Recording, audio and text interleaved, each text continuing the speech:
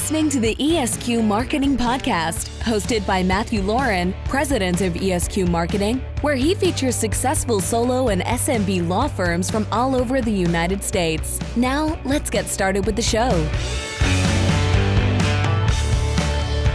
Hey, I'm Matthew Lauren, president of Esq.Marketing, and you're listening to the Esq.Marketing podcast, where I feature successful solo and SMB law firms from all over the United States. This episode is brought to you by Esq.Marketing. We help law firms generate more clients and cases using search marketing. And today I do not have a successful law firm, but a successful entrepreneur, Daniel Ramsey. He is the CEO and founder of MyOutDesk, a company that provides virtual professionals to help business owners regain valuable time and freedom. Daniel, welcome to the show. Matthew, thanks for having me. Man, I'm excited to be here.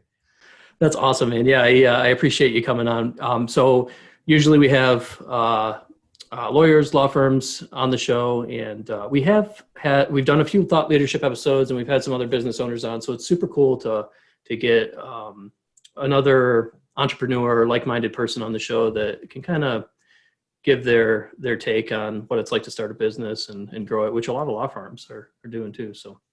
Yeah, love it. In fact, the good news is I have attorneys. I've been to court. I know that world. In fact, I have attorneys in 4 different countries. So that's a wild thing to be able to say on a podcast. But been to court in a good way, I hope.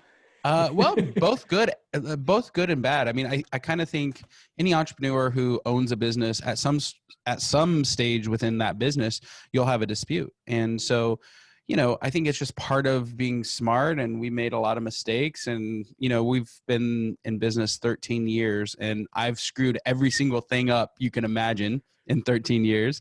And, we've hired and helped attorneys and law firms and other entrepreneurs. We've helped them hire over 6,000 virtual assistants. So you can imagine with 6,000 people, of course there's been disputes. Of course there's been challenges. And yes, that's just kind of the normal. I like to say people are messy, and that's just the truth of our business. And we're a support mechanism for entrepreneurs to get leverage. So we help, marketing, admin, sales, and customer support. Those are kind of the 4 areas that we serve our clients.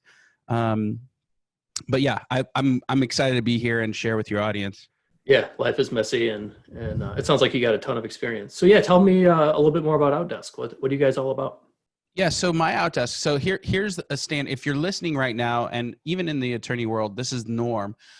It's 2009. I'm in Guatemala, and I'm on my honeymoon, and it's one of those amazing places. Like, it's a Francis Ford Coppola resort. We're in the rainforest. There are bungalows in the trees. And monkeys, like literally monkeys swinging around, and you had to watch out when you were eating at the bar because it was an outside bar, and monkeys would swing in, and if you weren't paying attention, they'd grab your bread or something. It's and there's this gorgeous lake. We're seeing this gorgeous lake from our bungalow where we were staying, my wife and I found myself at the bar at 1 a.m. working. Literally, I'm closing a transaction. I'm doing a deal. Like I'm on your honeymoon. On my honeymoon, and I'm doing a deal. And the bartender takes my phone, and then he starts taking pictures of me, and then he starts making fun of me in Spanish, like stupid white guy, beautiful bride back in the bungalow. What's wrong with these dumb Americans? And in that moment, looking back, in that moment, I was just frustrated, angry, because I owned a business, but the business really owned me. And I had this dream of, being an entrepreneur since I was a kid, and I didn't quite know what that meant. I went to business school and, worked for a lot of successful entrepreneurs, but I didn't really quite know what it meant to build a business. And so at that moment, I was like, I want to stay married. I'd like to someday have kids. I don't want to work on my vacations. I don't want to work 7 days a week, 24 hours all the time. And so I came back from that moment and, worked really hard to create a business that I owned, vice versa, not the business owning me. Yeah, when you say that, it reminds me of that book, The E-Myth Revisited. And yep. in that the author talks about owning a job, not a business, because you can't leave it, right? I mean, technicians, they start a business and they're the only ones that have the talent, they're the only ones that run it. And when they leave, work doesn't get done. So I totally hear you. I mean, it's not a true business until you can walk away from it and it runs itself pretty much for the most part. And so MyOutDesk, that's where the idea came from, is when you're on your honeymoon, you're working and. Well, what happened, and kind of like Michael Gerber's book, The E-Myth, what happened was like, okay, well, why can't the people my employees, why can't they do it the way I want it done? Like what was missing? And in that moment, I had no standard operating procedures, no training program, no way of hiring somebody, pulling everything. We call it tribal knowledge, because most businesses, they own all of their IP is in their brain. In the brain of their employees. The value of their business walks in and out of the door every single day. And so Michael Gerber said in his book, you got to document it, right? Create systems and process, and then, delegate those systems and processes, to employees and pay them well and love on them. And hopefully they stay and they help you build more systems and processes. So, after the honeymoon, I came back to California. We're in Sacramento, California. And I really specifically focused on documenting my systems and upgrading them and really finding ways to hire people and give the non-dollar productive stuff away. So in the attorney world, I mean, it's all about how many cases you got. Like how many clients do I have that signed a retainer and they are paying me to do work on my behalf? But there's a whole bunch of other stuff in the background that has to happen. You've got to, you have to keep the lights on. You got to have a website. You got to create content like you guys do for attorneys. When somebody calls, somebody has to answer the phone. Somebody has to invoice. Somebody has to keep track of, what's going on. What's going on in your calendar, what's going on in your day. There's a whole host of things that isn't practicing law. And so as you're growing and scaling a law firm, what you realize is, well, if I'm billing a customer, or if I'm doing an intake, meaning I'm talking to somebody who needs to hire an attorney, well, those are the two highest and best uses of my time. Just like real estate, employees have highest and best use. And this is part of what I came back after my honeymoon and focused on, is like, what in my business only I can do? What are the things that, like, as a founder, as the licensee, as the person who understands, in your guys' case, the law, what are the things that only I can do? And what are the things that I can give away and put into a system and process and give away to someone else? And so that's really the entire conversation that we're having today, is like, how do you grow and scale? It's through other people. That's so true. That's so true. And so I talked to a ton of attorneys that are on their own, and or maybe they have like one other person in the office, and they're getting to a point where they're just so inundated with their own legal work and then all the other back office stuff that you talked about before. Yep. What should they be thinking about when they're thinking, I got to hire an employee, number one, I need someone to help me do all this stuff? What's like a red flag? Like, hey, you need to think about this first. Yeah, I love it. You're like, what's the trigger point for considering a virtual assistant in your world? Definitely. I love it. Well, first, your first hire is always a CRM, right? And most attorneys are referral based, but as you start building a business, those referrals, and they have your cell phone or they have your email, but as you start building a business, what you realize is you're getting referrals from people that you don't know. And maybe you're doing advertising. Maybe you're building, you had a firm like yours build a website and start driving traffic. So your first hire is always, always, always a CRM. Get the client's information in there, make sure you have their contact, what they do, how you serve them. And then you just kind of keep those, that database of clients growing and growing over time. Your second hire is an administrative person, 100%. Scheduling calls for me, doing my billing, making sure, the other day, you'll laugh at this.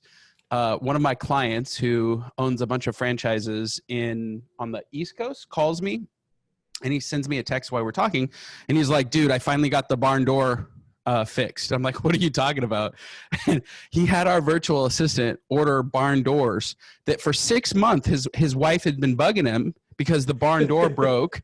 and winter's coming, winter's coming. Yes. And it just sat there and, but it's a time consuming thing because he had to measure it. Then he had to find a manufacturer. Then he had to talk to the manufacturer, make sure, fit. And then they had to find somebody to install it. Like even that small fixing the barn door so my wife or my husband doesn't kill me, that's a task. And dude, sign me up. I mean, I can't count the number of times there's something around the house or something in the office that I should have been doing that I just, it comes into my mind and I don't have time to do it. Yeah. And having someone to like reach out to virtually to just be like, hey, get this done would be sweet. Well, and the way our virtual assistants work is we tend to hire very specific things. Like in this, he's a CEO, he has 14 different franchises, and he needed an administrative person, somebody to help him with paperwork, reporting, just moving the business forward, right? Other clients call us and they're like, they need help with marketing. Other clients call us and they're like, look, somebody needs to answer the phone and just be a customer support. So director of traffic is what I call those guys. Okay. And then other people are like, look, we're generating a ton of leads and I don't have anybody to call them and screen them and schedule. So those are kind of the 4 primary areas. But look, leverage is leverage. It's like any other tool. I went to college as a business student. I got out of college as a business student and I didn't know anything about business. Isn't that ironic? Yeah. And I think it's even harder for attorneys because you go to law school and you learn the basic foundational stuff of law, but nobody teaches you how to be a lawyer. Yeah, I had a conversation just like that with someone before, and they were, going online, trying to read articles, trying to watch videos, figuring out how to promote themselves. And I brought that up during our conversation. I was like, they probably teach you all about, anything that has to do with the law in school, but nothing about how to run your business. I mean, it's just like in elementary school, they don't teach you anything about everyday life, building a credit score or investing or doing things to help you in your financial life. You learn all about the Pythagorean theorem though. And all this other stuff that, you really don't use on a daily basis. And it's the same for attorneys for sure. Yeah. Well, and I think attorneys have it harder because, you learn, and all the professions really do, because you learn the basics of law, but nobody really teaches you how to be a lawyer. You have to learn that through experience, right? And it's just falling down and fighting in court and fighting other sides. And then the third thing is you have to also learn how to be a business person. And so they're learning simultaneously how to serve their customers, how to win in court or when you're opposing another person. And then they also have to figure out, well, how do I drive revenue? How do I leverage my business? What systems and tools do I need in order to grow and scale? How do you hire somebody and make sure they're a culture fit? There's just so many lessons inside of business that nobody really prepares you for. And so one thing that we've done really, really, really well is we'll help people get assistance. Period. End of story. We've done it 6,000 times. We're the highest rated virtual assistant company in the marketplace. We have 600 5-star reviews and they're all transparent on our website. Wow. And so if you're an attorney or you're in law or you're practicing and you're like, here's the trigger point. I'm dropping balls. I'm not seeing my family. I'm not going to the gym. I'm working weekends and evenings and nights. That's when you need help. And I would just, I'd love your audience to come to our website, sign up for a consultation. We walk through the process and, we walk through the process of what tools do you need? What does your office need to look like? What's your CRM? How do you communicate with somebody who's not physically in your office? All those kind of, they're important. They feel small, but we'll help you set up a virtual platform so you can grow and do what you do and what you love, which hopefully is practicing law. I like how you pointed out those trigger points because I think a lot of attorneys, they don't even think about that. When do I know? And yeah, I mean, that's so obvious when you talk about it that you should have time for all those other things in your life, and you should have time to practice law because that's what you're supposed to be doing. And when you find yourself not being able to do that, that's when right? I do have one question for you though. So there's a lot of stuff out there, freelancers, freelance websites, part-time hires where maybe you don't have to offer benefits and things like that. How do you know what the benefits are between having a virtual assistant and then maybe some of those other options? Yeah. So there's three types of outsourcing, and I want to, and I probably want to, maybe even four. I'll talk about the fourth. It's not typical for medium-sized businesses, small and medium SMB markets. But here's the thing. There's a lot of dating sites out there. So I have a project. I need a little project done. I got a little flyer. I want to make a flyer. I'm going to this meeting. I need a one pager, Yeah. We call that a dating site. Fiverr, Upwork. There's a lot of great project-based websites. That's a good analogy. Yeah. Yeah, where it's a marketplace, right? Then you have low-cost providers.